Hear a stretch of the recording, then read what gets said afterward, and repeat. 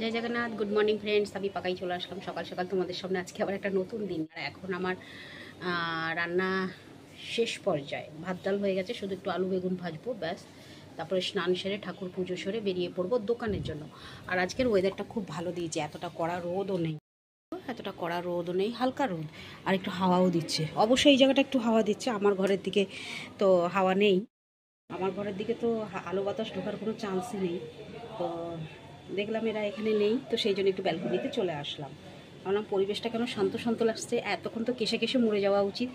তো সেই জন্য ভাবতে সন্দেহ হতে আসলাম, এসে দেখছি না কেউ নেই। তো সেই জন্য একটু ব্যালকনিতে আসলাম। ওদিকে ভাজা চাপিয়েছি, চলো যেতে হবে।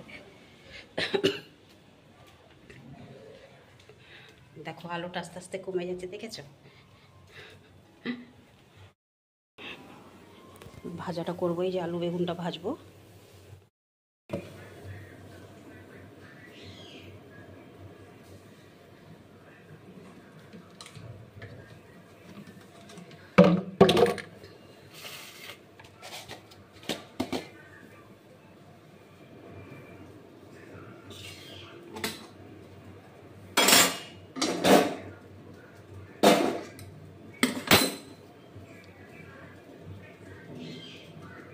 আর আজকে তো বৃহস্পতিবার, তোমরা জানো, নিরামিষ।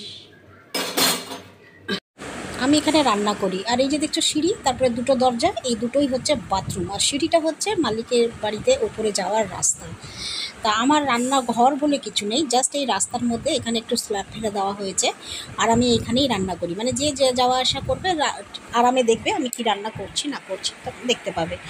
তো এইরকম অবস্থাতে আমি এখন এখানে আছি। তো এই যে দুটো দরজা দেখছো, ওই দুটো দরজাই হচ্ছে বাথরুম।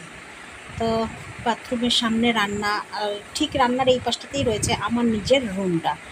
এবার আমার রুমের দরজা খুললেই এই যে দুটো বাথরুমের দর্শন পাবো।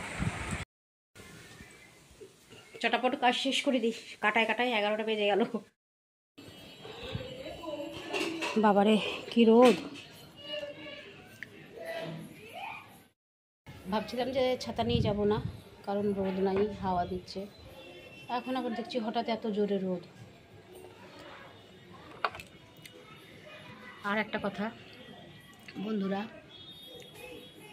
আমি কতদিন এখানে ছিলাম না তোমরা জানো,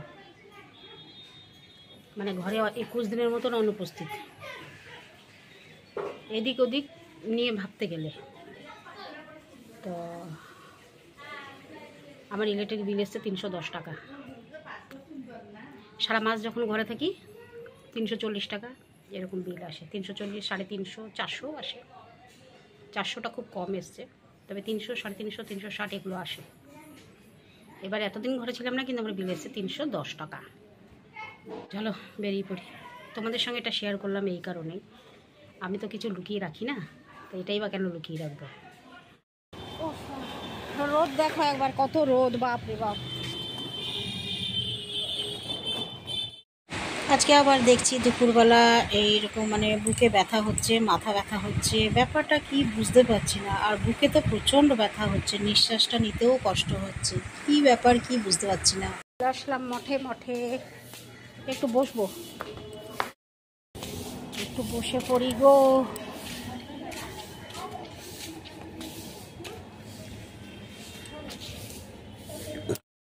লাগছে, ঠান্ডা ঠান্ডা লাগছে, ওপরে গাছের ছাওয়া, দারুণ লাগছে, বসে আছে। টাইম 5টা। কি টিউশন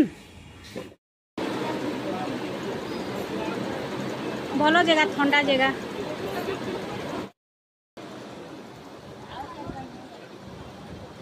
କିଏ ସବୁ ସାଙ୍ଗସାଥିଆ?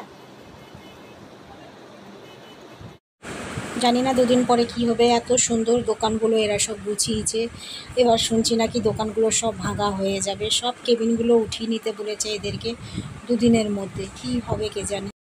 তো ফ্রেন্ডস, তোমরা যেমন দেখতে পাচ্ছ যে এই যে সাইডে যে সব রয়েছে ছোটো মোটো সব দোকান, কেবিনগুলো, এগুলো সব মানে ওঠানোর ব্যবস্থাই হচ্ছে। তো কাল থেকে আজকে সন্ধেবেলায় আজকে অ্যানাউন্স করে দিয়ে গেছে উঠাবে বলে। ওদের সঙ্গে কথা বলছিলাম এই দোকানের বিষয়ে, আর আজকে দেখো কি অবস্থা। কালকে কথা বলছিলাম, কালকেই তুমি আর আমি কথা বলছিলাম, আজকে বলে গেছে। চিন্তা করো, আমার বাবা শ্বশুর দুজনের মধ্যে কেউ নেই, ওপরে চলে গেছে। চলো তাহলে যাওয়া যাক বাড়ি। রুটি নিয়ে নিয়েছি আর একটু তরকারি, আজকে একটু তরকারি নিতে হবে। কি করবে কে জানি এরা, দোকানগুলো সব এই যে কেবিনগুলো দেখছো এক্সট্রা হয়ে রয়েছে, এইগুলো সব উঠিয়ে দেওয়া হবে। চলো তাহলে বাড়ি যাওয়া যাক।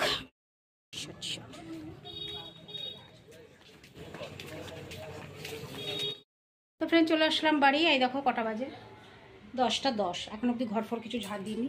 আর রুটি তরকারি আজকে দুটোই আনতে হলো আমাকে, কারণ সকালবেলা ভাজা বিশেষ করে করিনি, সবজি তো নেই, শেষ হয়ে গেছে। নাহলে দুবেলার করে দিতাম। এখন দুবেলার করলেও আবার লস, মানে রাতের বেলা এসে দেখি নষ্ট হয়ে যাচ্ছে, এই অবস্থা। তো কালকে তরকারি করে গেছিলাম, আর রাতের বেলা এসে দেখি একটু একটু কীরকম টকটক হয়ে এসছে, বা মানে খেয়েই নিলাম। আর কি করব, তরকারি তো কিছু আনিনি, ওই জন্য আজকে তরকারি নিয়ে আসলাম। এমনিতেও সবজি নাই, তাই দুবেলারও করতে পারিনি। চলো ঘর ফর সব ঝাড়ফাড় দিয়ে নিয়ে তারপরে একদম ফিরে আসছি। চলো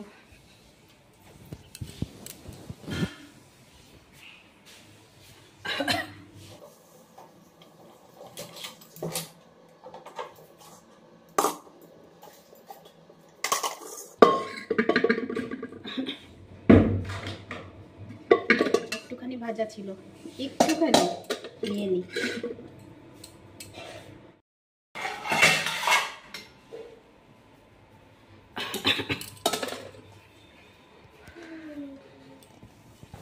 সামান্য একটুখানি ভাজা ছিল, নিয়ে আসলাম। ওটাতে আমার রুটি খাওয়া হতো না, এমনিতেও আমাকে সবজি আনতে হতো। এবার জানিও না যে ওটা ভালো আছে কি টক হয়ে গেছে। একটু ডাল আছে, ওটাই আমার মনে ছিল না।